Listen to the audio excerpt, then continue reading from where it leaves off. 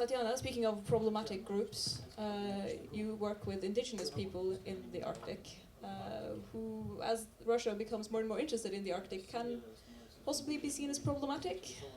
I just wanted you to tell us a bit about how this law affects your work. To me, you said that this is a disaster for indigenous people in Russia. Well, I can say that not only Russia is interested in Arctic. This is true. Norway is also very interested in the Arctic. Still, we have more than 40 small number of indigenous peoples in Russia who lives in Arctic areas. So, of course, fighting for indigenous people's rights, NGO rights, and it is problematic. So this law became a disaster for indigenous peoples. For the first thing, they got scared.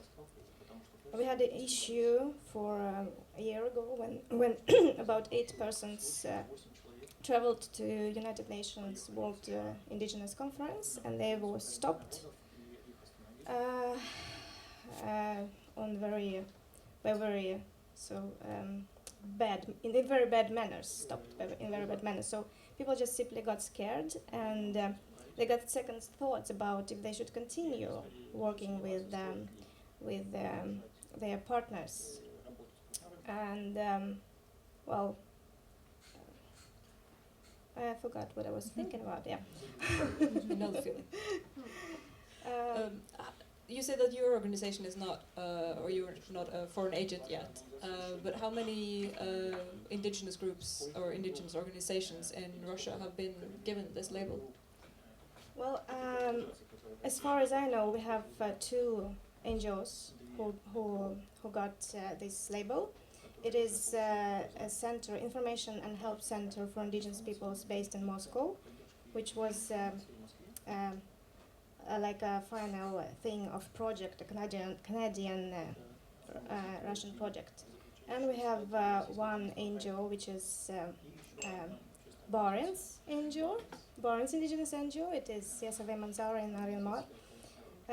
They were pronounced an agent because of Barents Cooperation, Barents very popular, successful project in DG. The interesting thing here is our Ministry of Foreign Affairs has always made great deal of that project. They always said that they are so great that they are part of that project, that indigenous youth business is developing, and so on and so on. And then they got the stamp, and you just think, wow, is it really okay? So I think not all of our branches in governmental are happy with that law. Is it possible to work with, as a Sami, for instance, in Russia? Is it, because obviously the Sami nation is spread across 4 different countries. How is it possible to work with Sami questions without being receiving funding from Norway or Sweden or being labeled a foreign agent?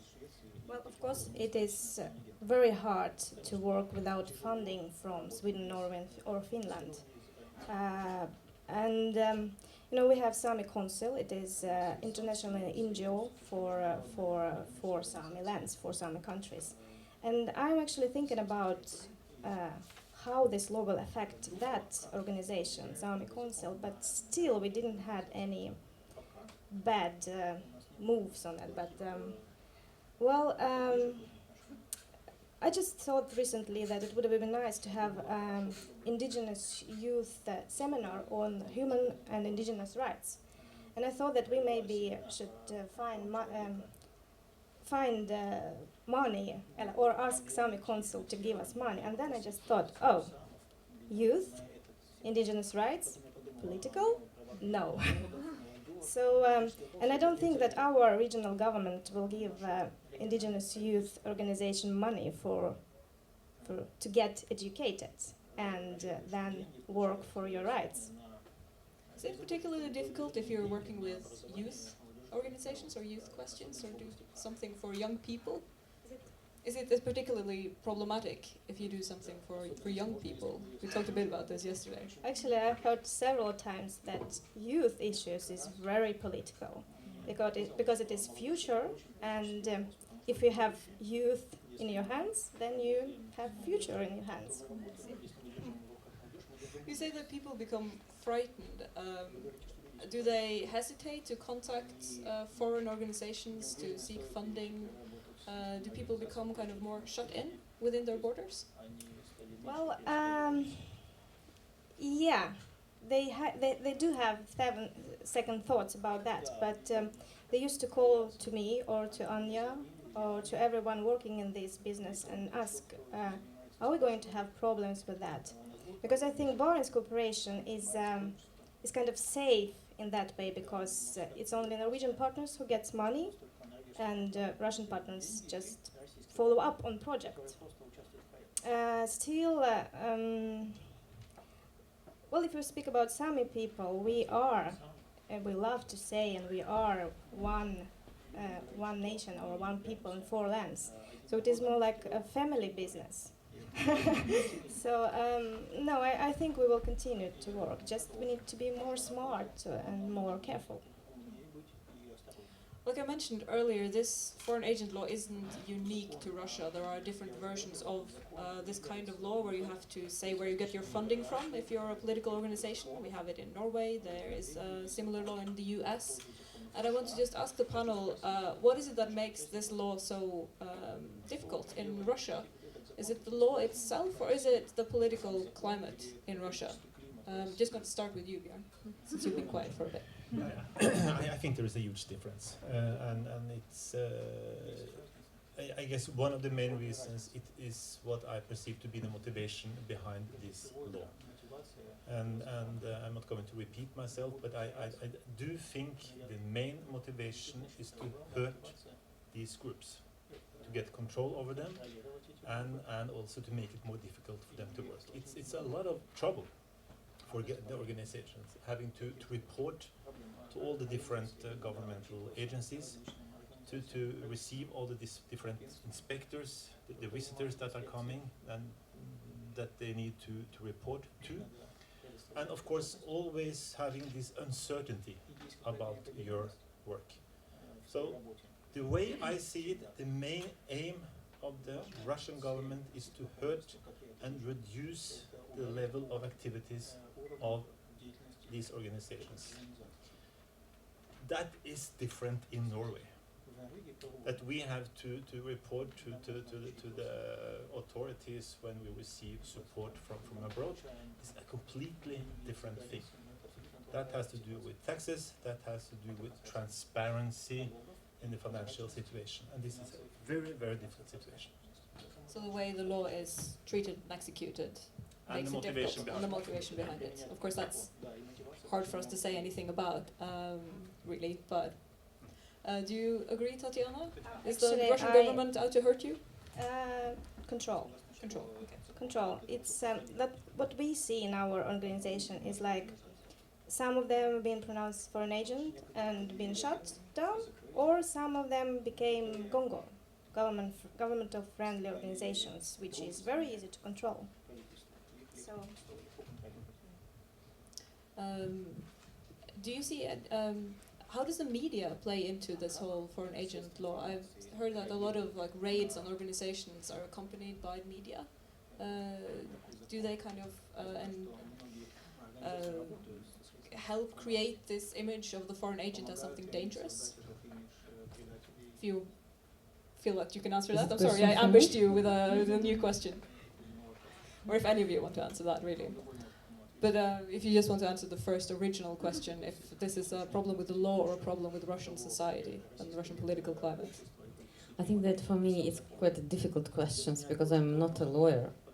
And my view about your first question, that maybe we have to remember about this, that people who try to, who use this law, very often they are worrying to lose job too.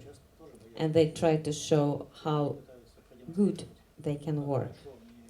And if you are worrying to make some mistake, that you will not check several times. Okay, it looks like a foreign agent. It will be. But it's something, it's just my view. Like, as I told you, I'm a psychologist, I'm not a lawyer.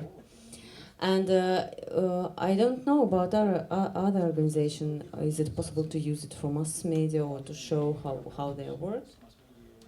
I don't know. As long as I was a journalist and press officer in Belano-Murmansk and used to work with media a lot, well, I can say that since Belano-Murmansk was registered as a foreign agent, all the media who contacted us for interviews, they all wrote very accurate things. They never tried to overdo with this issue. We never had problems with it. On the other hand, when the Ministry of Justice registers you as a foreign agent, first they make the press release on their website and send it to all the news agencies. Belano-Murmansk found out that we are registered from the media when they started to call. And only 2 days later, we appeared in this official list on the website of the Ministry of Justice. So this is also directed to the media attention, first of all. And when it comes to your first question, I don't know if you know the story how this foreign agent law was read in the Federal Duma, because when they made the law project, it wasn't for NGOs only, it was for all forms of the organizations. And when it came to the first reading in the Duma, they found out that if they vote for it in this scenario, then the Russian Orthodox Church is going to be a foreign agent. Then it's the Ministry of Defense, which is going to be a foreign agent. Then it's Rosatom, who is going to, and so on and so on and so on. So a lot of business companies and etc. So they were cutting the list until they left only the NGOs. So I guess the law is really directed to the cut the influence of NGOs to the society. So that will give us a clue about the motivation, I guess, as you said. I'm going to attack you now, Björn, I'm sorry. Yeah. I said at the beginning that you're a creator of foreign agents. I was, of course, alluding to the fact that you, the Helsinki Committee, you fund human rights organizations in Russia. And I'm just going to ask you, first of all, how has this law affected your work? We have, from the very beginning of the Norwegian Helsinki Committee, worked very closely with Russian human rights organizations. I'm not going to go deep into the history, but when we were established back in 1977, the very reason for that was to support, work with, and to show solidarity with Russian human rights activists then within the former Soviet Union. The year before, the Russian or Moscow Helsinki Committee or group was established. Some brave people got together to tell their own government to respect the so-called Helsinki Agreement. That's why they call themselves the Helsinki Committee, the Helsinki Group. The Helsinki Final Act, the Helsinki Agreement, was about human rights. It was about human rights being a legitimate affair or question for all the states. It is an international issue. It is an accepted thing to be concerned about how human rights are being dealt with within another country. That was the reason for us to be established, and we have been focusing on Russia since then. We have been working with a number of other countries, and we still are, including our own country. But we are still involved in cooperation with Russian human rights groups. We have been supporting them financially, to a large extent with support from the Norwegian government. But we have been cooperating with them. This is not only about financial issues, not only about economic issues, transfer of money, it's about cooperation between human rights activists. That is difficult now, of course. It's a big challenge for us what to do. How can we still be able to cooperate with Russian civil society, Russian human rights groups, obey Russian law, and of course act in a way that is not making it more difficult for our Russian partners. And this is something we are struggling with, what to do. And we are not the only one dealing with that issue. This is a big issue for many human rights groups in the West. How can we support, and can we support, human rights groups within Russia without creating problems, more problems for them, or without breaking Russian law? So, but it is important to underline that we are not creating foreign agents. We are not trying to do something wrong. We are trying to support and cooperate with what I guess are some of the best people within Russia. The people and the groups that the Russian government should be proud of. People and groups that try to promote the Russian society, to promote the democratic processes within their own country, to do something good. Today and tomorrow we are here from the Norwegian Helsinki Committee also to visit Storskog and the camp up at the airport for all the people that have got to Norway the last weeks. We invited Svetlana Ganushkina with us. She came today from Moscow, is one of the leading human rights activists in Russia, representing civic solidarity group within, or committee within Russia, working with immigrants and internal displaced people. Really trying to do something good in our own society, coming to Norway to look into the situation for those that have now fled Russia and coming here. This is what we try to do. This is what we try to support and work with. And that is not to make it more difficult for Russia, it's to try to do something positive. When we spoke earlier, you said that you wanted to make Russia a better place. And my question to you then is that up to you to decide what would make Russia a better place? Of course, it's not up to me. It's not up to me. But what we see is that there are so many people within Russia that try to promote human rights, and we think it is in our right. And according to international law, it is. According to the UN Declaration on Human Rights Defenders, it is. According to the different UN declarations, conventions, and so on, it is our right to cooperate and to support human rights groups in other countries. It's legitimate. It's not breaking the law. But Russia has been in a very difficult situation over many years. It's been an unstable country in many ways. Doesn't it have the right to protect itself from foreign influence that it sees as disruptive?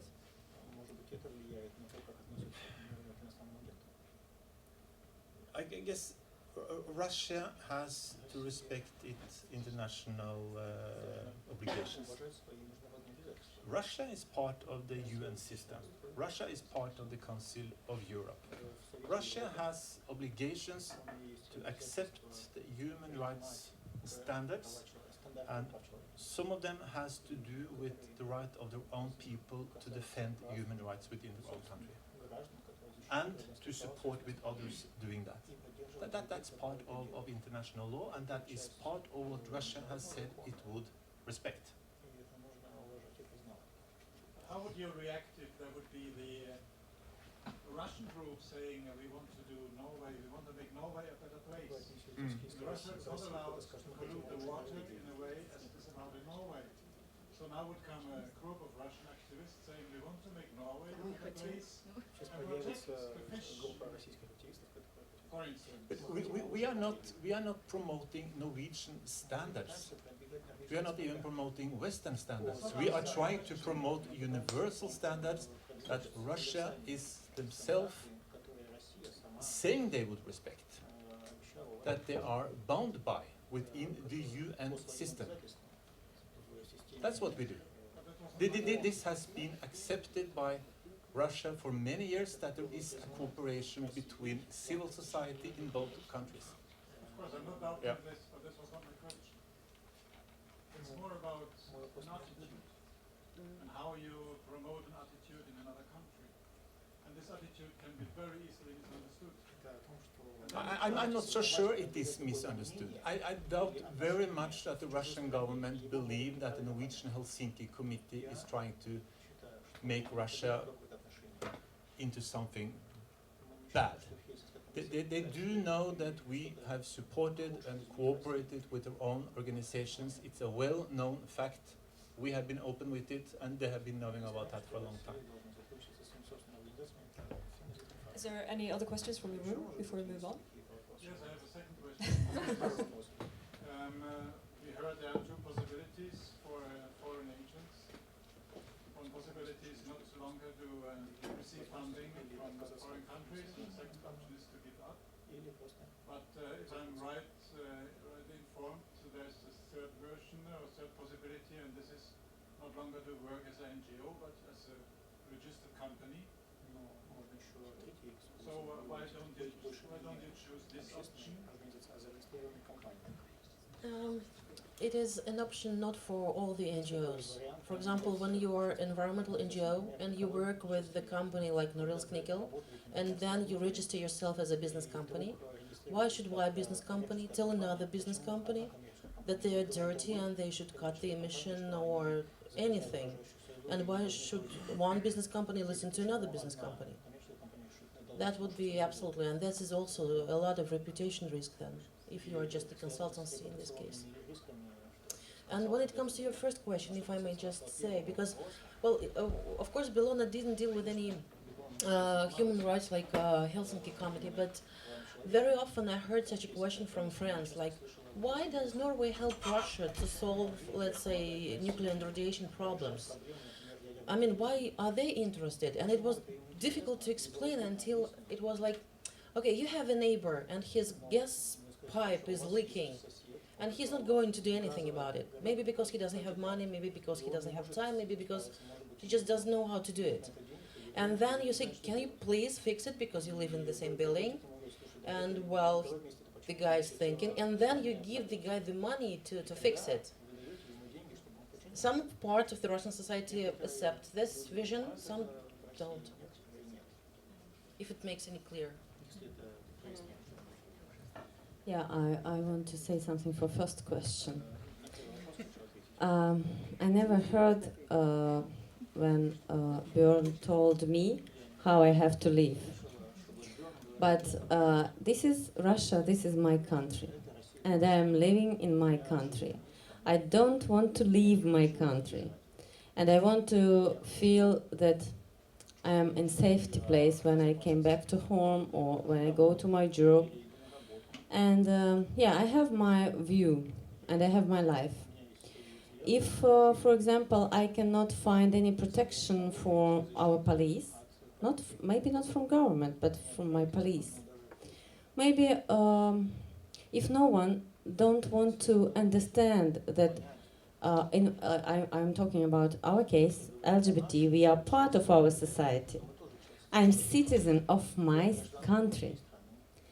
And if I will come to Björn, I will tell him about my human rights. It means that he will not decide. I will decide. But I can ask him about help. I think that this is totally different view. It's not mean that someone will tell me how I have to live. It means that I have to decide how I want to live in my country. And I think that I pay enough taxes. And I'm quite a good person. And I deserve to live in my country.